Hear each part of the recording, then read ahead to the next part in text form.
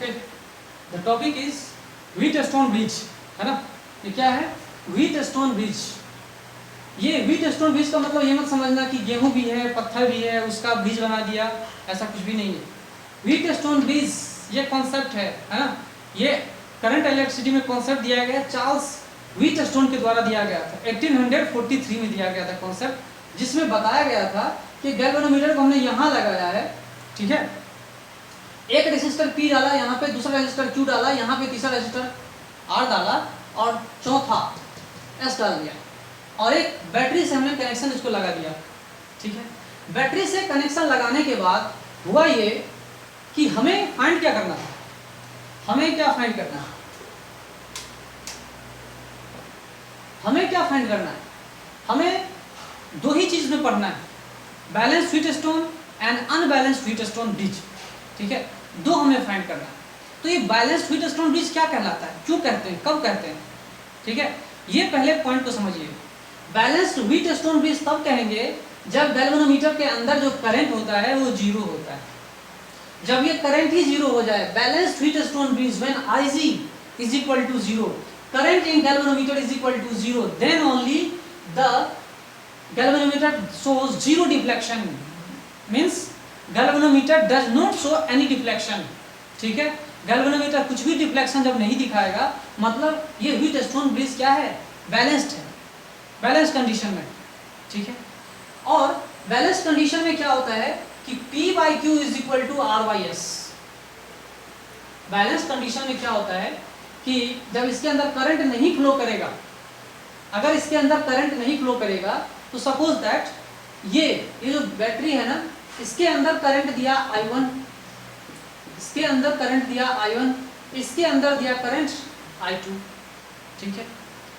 तो इसके अंदर कुछ करंट ही नहीं जा रहा है, तो रिमेनिंग जो I1 करंट है वो भी इसके अंदर जा रहा है, वो भी इसके अंदर जा रहा है, और I2 भी इसके अंदर से बाहर जा रहा है ना, कि नहीं है, सही बात है। तो I1 भी इधर जा रहा है, I2 भी इधर जा रहा है। तो ऐसे ऐसे कहानियों में जो पोटेंशियल डिफरेंस है AC के अक्रॉस, AC के अक्रॉस पोटेंशियल डिफरेंस जो होगा वो क्या होगा, इन दोनों का सम, पोटेंशियल डिफरेंस का सम, ठीक है। चलिए यहाँ हम लोग देखते हैं P/Q is equal to R/S। तो इस कहानी में देखिए कि क्या होता है, क्या होगा। ये जो रिलेशन आया, ब्यूटीफुल रिलेशन आया है, P/Q is equal to R/S, या P/R is equal to Q/S, या P/S is equal to Q/R। ये बहुत सारे रिलेशन आ सकते हैं। या P+Q is equal to P+Q divide by Q is equal to R+S/1, बहुत सारी चीजें हो सकती हैं। या P-Q divided by Q is equal to R-S/S/S, बहुत सारे रिलेशन हो सकते हैं, ठीक है, जो कंपोनेंटों और डिपेंडेंटों में आता है। तो ये ब्यूटीफुल जो रिलेशन आया हुआ है वो कब आता है, जब व्हीटस्टोन ब्रिज बैलेंस्ड होता है। जब ये व्हीटस्टोन ब्रिज बैलेंस होगा मतलब डिफ्लेक्शन जो इसके अंदर जो है वो क्या होता है, जीरो हो जाता है। ऐसा ऐसा कंडीशन में हम लोग क्या कहते हैं कि व्हीटस्टोन ब्रिज बैलेंस्ड हो गया, बैलेंस्ड हो गया, ठीक है। जो करंट इसके अंदर फ्लो कर रहा है वो करंट इसके अंदर भी फ्लो कर रहा है। बात समझ में आ रही है। तो पोटेंशियल डिफरेंस AC के अक्रॉस अगर आपको ये रिलेशन निकालना है तो AC के अक्रॉस निकाल लो, ठीक है, और आराम से आप देख सकते हो, कोई दिक्कत नहीं है, ठीक है। तो ये रिलेशन डिराइव करना आपका काम है, आप खुद भी कर सकते हो, कोई बहुत बड़ी चीज नहीं है ना। तो आप VA minus VB plus VB minus VC कर सकते हो, फिर यहाँ से भी निकाल सकते हो, और यहाँ से यहाँ पोटेंशियल डिफरेंस फाइंड कर लो, तो ये ब्यूटीफुल रिलेशन आपके पास आ जाएगा, ठीक है। I1 एंड I2, या नहीं तो आप ऐसा भी कर सकते हो कि I1 I2 को इस तरह से लेकर चलेंगे, एक इक्वेशन ये आ गया, दूसरा इक्वेशन ये आ गया, तो भी आप क्या कर सकते हो, इसको सॉल्व करके देख सकते हो, कोई दिक्कत नहीं है। I1 और I2 में जो रिलेशन आएगा उसको डिवाइड कर लोगे, है ना, डिवाइड करके आप ये ब्यूटीफुल रिलेशन आपका आ जाएगा, ठीक है। चलिए अनबैलेंस्ड जो बैलेंस कंडीशन है उसकी कहानी समझते हैं कि अगर मैंने बैलेंस कंडीशन में कहानी बोला कि आप बोलो कि इसका नेट रेजिस्टेंस कितना होगा, अब मैंने पूछा अगर आपको कि इसका नेट रेजिस्टेंस कितना होगा तो क्या बोलोगे, अरे भाई ये पॉइंट और ये पॉइंट, अगर इसमें कुछ करंट जा ही नहीं रहा है, अगर इसके अंदर कुछ करंट जा ही नहीं रहा है, ठीक है, तो ये पॉइंट और ये पॉइंट क्या होगा, क्या होगा, सेम पोटेंशियल पे होगा। देखिए कैसे, VA minus VB plus VB minus VC, ठीक है। ये हम ऐसा भी लिख सकते हैं, VA दूसरा पाथ निकालेंगे, VA इस तरह से एक पाथ में निकाला है, और दूसरा निकाल सकते हैं VA minus VD plus VD minus VC। इस इक्वेशन से भी हम निकाल सकते हैं। तो आपको क्लियर पे पता चल गया होगा, ये कट गया, इससे ये कट गया, है ना। मतलब D और B क्या है, इक्विवेलेंट है, सेम पोटेंशियल पे, कुछ करंट जा ही नहीं रहा है, मतलब ये और ये क्या है, सेम पोटेंशियल पे। इसका मतलब ये हुआ PNQ, PNR इन पैरेलल। इसका मतलब क्या हुआ, PNR क्या है, पैरेलल में है, और ये भी क्या है, पैरेलल में है। तो एक वायर की तरह आप समझ सकते हो। यहाँ हमने क्या कर दिया, एक वायर, कनेक्टिंग वायर लगा दिया, पैरेलल कॉम्बिनेशन हो गया, PNR इन पैरेलल। फिर सीरीज में कॉम्बिनेशन QNS, तो नेट रेजिस्टेंस आपका फाइंड हो जाएगा। वो भी काम आपका है, आप खुद कैलकुलेट करो, ठीक है। बेसिक आपका क्लियर हो जाएगा, डेरिवेशन में भी काम आ जाएगा, बोर्ड के एग्जाम में भी काम आ जाएगा। आगे चलते हैं, unbalanced condition. Unbalanced Wheatstone bridge क्या कहलाता है, इसके जस्ट उल्टा अनबैलेंस्ड व्हीट स्टोन ब्रिज कहलाता है, जिसमें डिफ्लेक्शन करंट जो होता है वो जीरो नहीं होता। जो गैल्वेनोमीटर में करंट आता है वो जीरो नहीं होता, ठीक है। That current is not equal to zero, this condition is called unbalanced Wheatstone bridge condition, ठीक है। Unbalanced Wheatstone bridge condition है जिसमें गैल्वेनोमीटर के अंदर करंट क्या होता है, जीरो नहीं होता, नॉन जीरो होता है, कुछ ना कुछ फ्लो कर रहा होता है। या तो करंट B से D तक, B से D फ्लो कर रहा है, या तो D से B फ्लो कर रहा है। लेकिन ऐसा नहीं है कि गैल्वेनोमीटर में बिल्कुल ही करंट नहीं फ्लो हो रहा है, करंट फ्लो हो रहा है। Means current is either current is flowing from B to D और फ्रॉम D टू B, ठीक है, करंट फ्लो हो रहा है। लेकिन जहां से मान लो B से D फ्लो किया, मतलब B हायर पोटेंशियल पे है और D क्या है, लोअर पोटेंशियल पे। अगर D से B पे जा रहा है, मतलब D क्या है, हायर पोटेंशियल पे है, और B क्या है, लोअर पोटेंशियल पे, और करंट ही नहीं फ्लो हो रहा है। इसका मतलब क्या हुआ, it means B and D are at the same potential. समझ में आ रही बात, B and D are at the same potential, ठीक है। It will flow from B to D if potential at B is greater than potential at D।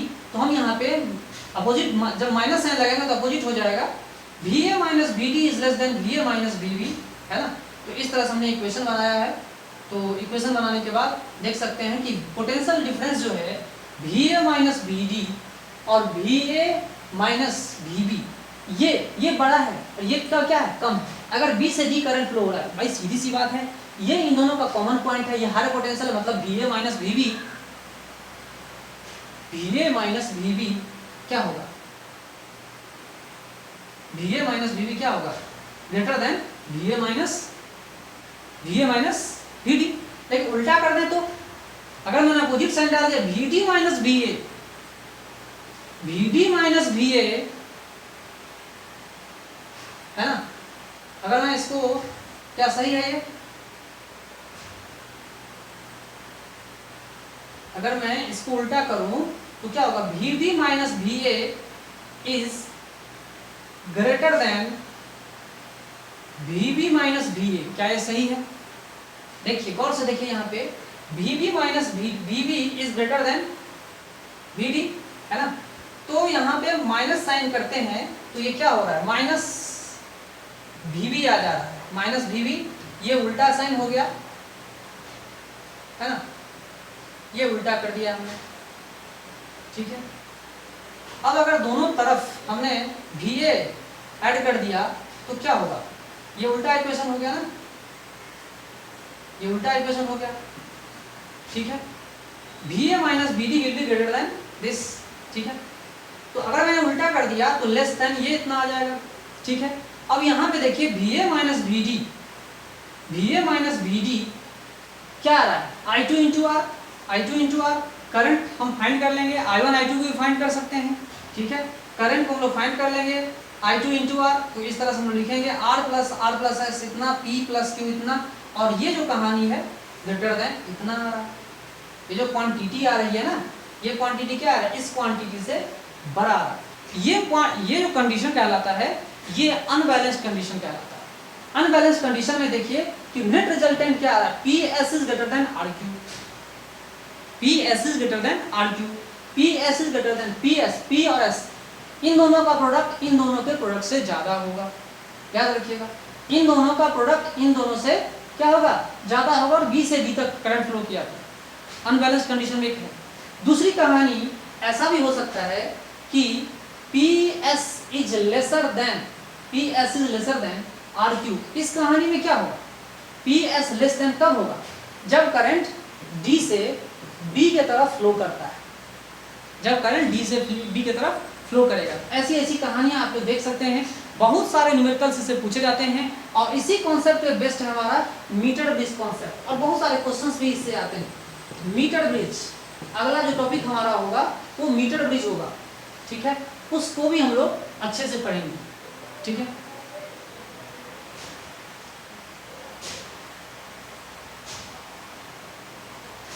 तो एक बार हम उसको रिपीट करेंगे कि व्हीटस्टोन ब्रिज क्या होता है।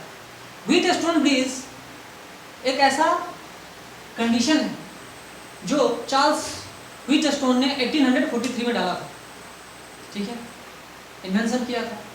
उन्होंने बताया था कि 4 रेसिस्टर अगर हमने इस तरह से डाला, 4 रेसिस्टर अगर हमने डाला, तो 4 रेसिस्टर डालने के बाद गैल्वेनोमीटर के बीच में डालते हैं, इसमें 2 कंडीशन आते हैं। एक बैलेंस कंडीशन आता है जिसमें IG = 0, P/Q = RYS, it means PS = RQ, है ना। और इसका पैरेलल कमीशन हम इस तरह से निकालते हैं, अनबैलेंस कंडीशन में IG ≠ 0, it will flow from B to D, है ना। तो कंडीशन बहुत सारे होंगे, जो भी होगा आप देख लीजिएगा, है ना। ये चीज हमने आपको बता दिया है। अच्छा, ये था व्हीटस्टोन ब्रिज की कहानी। इस व्हीटस्टोन ब्रिज में जो मैंने आपको बताया बैलेंस्ड और अनबैलेंस कंडीशन, जो कुछ बता दिया, फिर हम लोग आगे चलेंगे मीटर ब्रिज पे। ज़्यादा कुछ खास था नहीं, कुछ न्यूमेरिकल्स आते हैं उसको आप सॉल्व कर सकते हो, बेसिक कहानी है। डेरिवेशन भी आप जान सकते हो, I1 I2 को इन्वॉल्व करो, यहाँ भी I1 I2 को इन्वॉल्व करो, रेशियो को निकाल दो, इक्वल कर दो, तो आपको पता चल जाएगा P/Q = RYS। बहुत टफ नहीं है, बहुत आसान है, आप खुद कर सकते हो। इतना ईजी चीज़ें मैं नहीं करूँगा, आप खुद कर सकते हो। ये भी आप खुद कर सकते हो, ये मैं आपको दोनों होमवर्क के रूप में दे चुका हूँ, ठीक है। आगे चलिए, आगे चलते हैं कि अगर हमने यहाँ पर गैल्वेनोमीटर डाल दिया, कहानी देखिए कि अगर मैंने यहाँ पर गैल्वेनोमीटर डाल दिया और यहाँ पे अगर हमने सेल डाल दिया, तो कहानी क्या होगी। अगर हमने यहाँ पर सेल डाल दिया तो फिर कहानी क्या होगी, बताइए। अगर हमने यहाँ पे सेल डाल दिया V0, जैसे कुछ इंटरनल रेजिस्टेंस भी हो, मान लो इसकी पोटेंशियल डिफरेंस क्या है, V0 है। अगर मैंने कुछ इसका इंटरनल रेजिस्टेंस भी रख दिया है तो इस कहानी पे कोई असर नहीं पड़ने वाला, सब की सब वही कहानी रहेगी। ये अगर इंटरचेंजेबल है तो कंडीशन कुछ भी चेंज होने वाला नहीं है, ठीक है। तो करंट जब जाएगा ना, तो कुछ करंट तो इसमें जाएंगे, कुछ करंट इसमें जाएंगे, फिर जाकर के फ्लो इसी में आएगा। तो कहानी कुछ खास नहीं बन रहा है, वही कहानी हमारे सामने आ रहा है ना। कहानी हमारे पास वही सामने आ रहा है, इस चीज़ को आप लोग याद रखिएगा। ये करंट इसमें जाएगा, नेट करंट इसमें चला जाएगा, ठीक है। तो I1 करंट अगर इसमें फ्लो हो रहा है, I1 करंट इसमें फ्लो होगा, I2 करंट इसमें फ्लो हो जाएगा, तो कहानी क्या होगी। देखिए, I1 करंट इसमें फ्लो हो रहा है, तो I1 इधर जा रहा है, I2 इधर जा रहा है, नेट करंट जो आ रहा है वो क्या आ रहा है, I1 + I2 ही तो आ रहा है, ठीक है। तो आप सेल को गैल्वेनोमीटर को अगर एक्सचेंज करोगे तो कोई फर्क पड़ने वाला नहीं है, ये वही चीज कहलाएगा, ठीक है। तो वही चीज कहलाएगा। तो आप देख लीजिएगा कि यहाँ मान लो हमने IG रखा, तो IG कंडीशन में क्या है कि IG बैलेंस कंडीशन में IG = 0 एंड अनबैलेंस कंडीशन में IG ≠ 0। लेकिन एक चीज आप गौर से देखिएगा कि अनबैलेंस कंडीशन में नेट रेजिस्टेंस क्या होता है।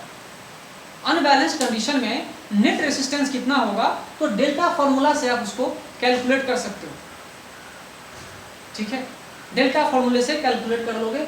और एक चीज आप ये इसको याद रखना कि अगर if and only if IG = 0, अगर IG ही 0 हो तो इस तरह का कहानी आ रहा है, या ये कंडीशन सेटिस्फाई हो रहा है।